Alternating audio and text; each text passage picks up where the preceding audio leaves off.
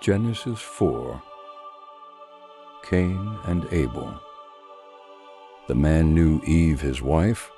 She conceived and gave birth to Cain, and said, I have gotten a man with Yahweh's help. Again she gave birth to Cain's brother Abel. Abel was a keeper of sheep, but Cain was a tiller of the ground. As time passed, it happened that Cain brought an offering to Yahweh from the fruit of the ground. Abel also brought some of the firstborn of his flock and of its fat. Yahweh respected Abel and his offering, but he didn't respect Cain and his offering. Cain was very angry, and the expression on his face fell. Yahweh said to Cain, Why are you angry? Why has the expression of your face fallen? If you do well, will it not be lifted up? If you don't do well, sin crouches at the door. Its desire is for you, but you are to rule over it. Cain said to Abel, his brother, Let's go into the field. It happened when they were in the field that Cain rose up against Abel, his brother, and killed him.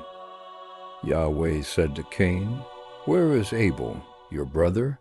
He said, I don't know. Am I my brother's keeper? Yahweh said, What have you done? The voice of your brother's blood cries to me from the ground. Now you are cursed because of the ground, which has opened its mouth to receive your brother's blood from your hand. From now on, when you till the ground, it won't yield its strength to you.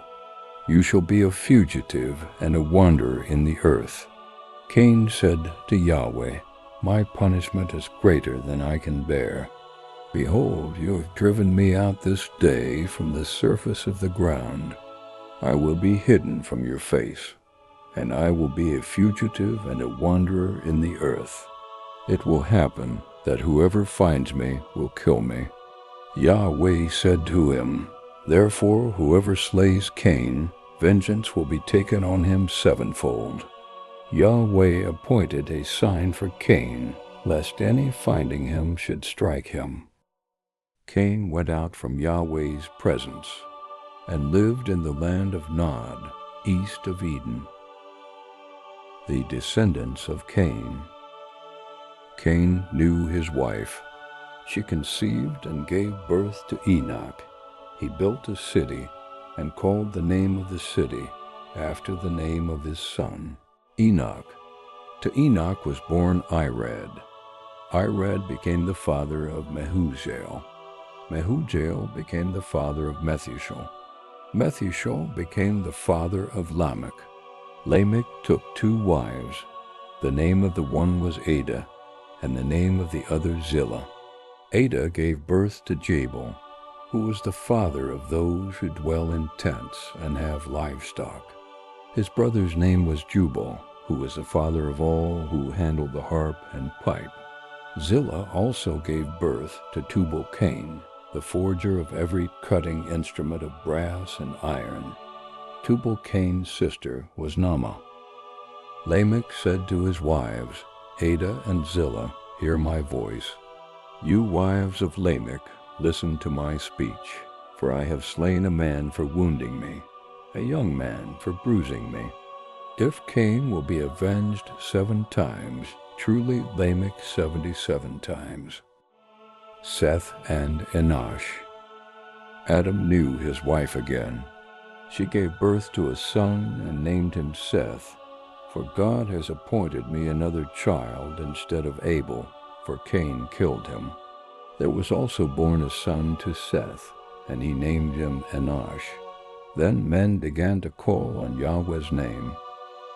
Genesis 4 illustrates the devastating consequences of sin through Cain's murder of Abel.